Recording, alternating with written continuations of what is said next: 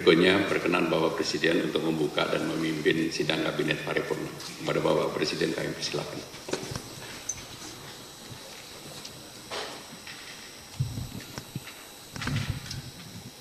Bismillahirrahmanirrahim. Assalamualaikum warahmatullahi wabarakatuh. Salam sejahtera bagi kita semuanya. Om Swastiastu, Namo Buddhaya, salam kebajikan. Yang saya hormati Bapak Wakil Presiden, yang saya hormati Bapak Presiden terpilih, Bapak Prabowo Subianto, para Menko, para Menteri, Panglima TNI Kapolri, Jaksa Agung, Pak Kabin, Bapak Ibu sekalian yang saya hormati.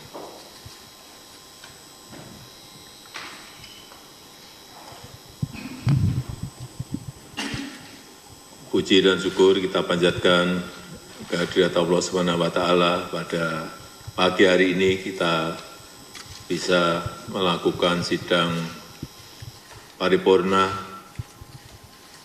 yang istimewa karena dilaksanakan pertama kali di Ibu Kota Negara Nusantara.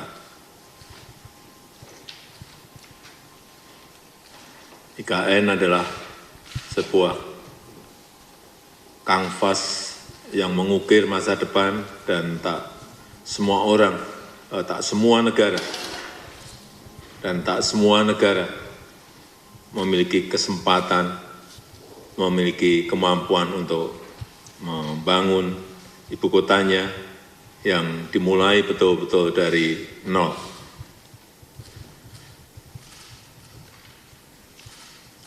Nusantara dibangun dengan konsep Forest City, kota hutan, kota yang penuh dengan hijauan, bukan kota beton atau bukan kota kaca. Juga Smart City, kota yang ditopang dengan teknologi dalam setiap aktivitas kotanya, dan juga livable city, kota yang nyaman ditinggali. Dan kita merasakan pagi tadi betapa sangat sejuk, dingin, dan segar pada pagi hari ini karena air quality index-nya memang sangat rendah sekali, yaitu di angka 6. Pada maksimalnya di angka 50. Dan hampir banyak kota sekarang ini sudah di atas 50. Kepindahan ke Ibu Kota Nusantara ini juga sudah sering saya sampaikan, bukan pindah fisiknya yang penting, tetapi pindah pola pikir kita, pindah mindset kita, pindah pola kerja kita, bisa bekerja dari mana saja, juga pindah mobilitasnya, karena mobilitas di Ibu Kota Nusantara semuanya memakai kendaraan listrik, dan juga energinya memakai energi hijau. Bangunannya pun juga bangunan di sini semuanya diarahkan ke green building, dan aksesibilitasnya juga diprioritaskan untuk pejalan kaki dan yang naik sepeda. Ekonomi yang akan dikembangkan di Ibu Kota Nusantara juga ekonomi hijau, ekonomi digital yang akan mengiringi pemerintahan di Ibu Kota Nusantara. Ekonomi, sekali lagi, ekonomi hijau, ekonomi digital, data center, financial center, dan yang lain-lainnya.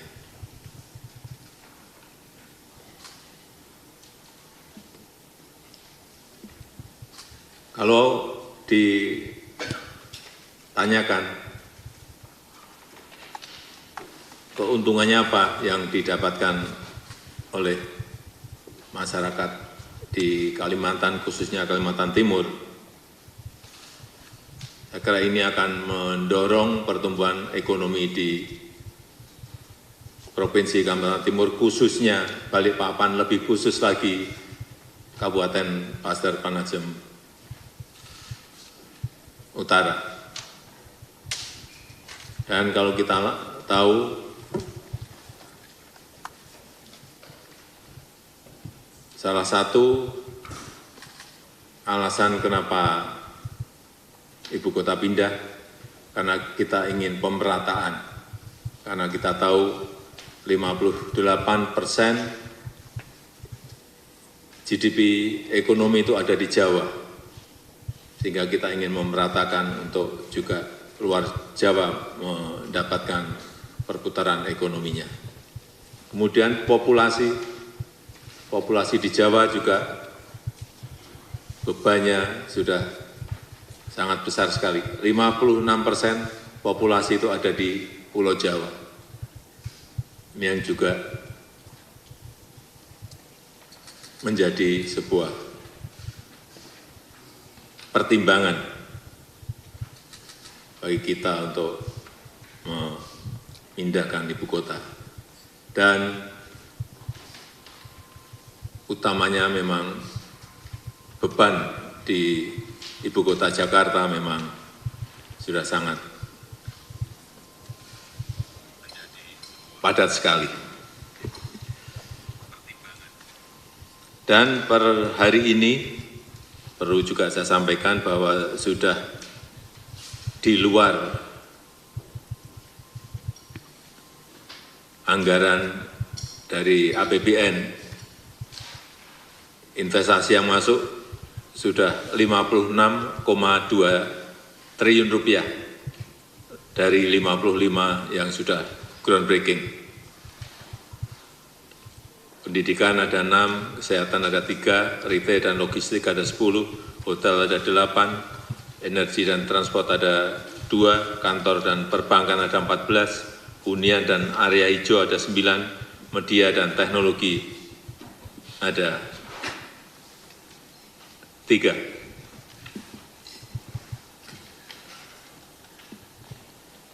Yang kedua yang ingin saya sampaikan pada sidang paripurna pada pagi hari ini yang berkaitan dengan PMI, Purchasing Manager Index, yang kita tahu setelah ekspansif selama 34 bulan berturut-turut, pada bulan Juli kita masuk ke level kontraksi. Ini agar dilihat betul, diwaspadai betul secara hati-hati, karena beberapa negara di Asia, PMI-nya juga berada di angka di bawah 50, yaitu Jepang 49,2, Indonesia 49,3, RRT 49,8, Malaysia 49,7. Dan komponen yang mengalami penurunan paling banyak itu di sektor produksi, yaitu minus 2,6, kemudian pesanan baru atau order baru minus 1,7, dan employment minus 1,4. Saya ingin dicari betul penyebab utamanya dan segera diantisipasi, karena penurunan PMI ini saya lihat sudah terjadi sejak 4 bulan terakhir.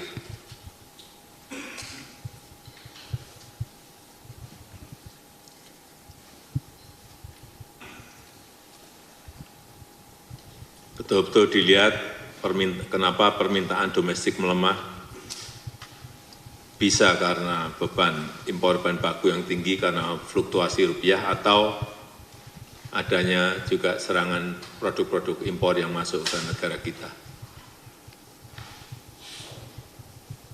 Sehingga penting belanja produk lokal, sekali lagi saya tekankan, kemudian penggunaan bahan baku lokal, dan juga perlindungan terhadap industri di dalam negeri kita. Dan mungkin juga karena permintaan dari ekspor atau dari luar negeri melemah. Ini karena terjadi gangguan rantai pasok atau perlambatan ekonomi terhadap mitra-mitra dagang utama kita. Sehingga kita harus bisa mencari pasar non-tradisional dan mencari potensi pasar baru ekspor kita. Saya rasa itu yang ingin saya sampaikan dalam kesempatan yang baik ini. Silakan kalau ada yang ingin disampaikan. Terima kasih. Assalamualaikum warahmatullahi wabarakatuh. Mohon teman-teman media bisa meninggalkan ruangan. Terima kasih. Dan yang tidak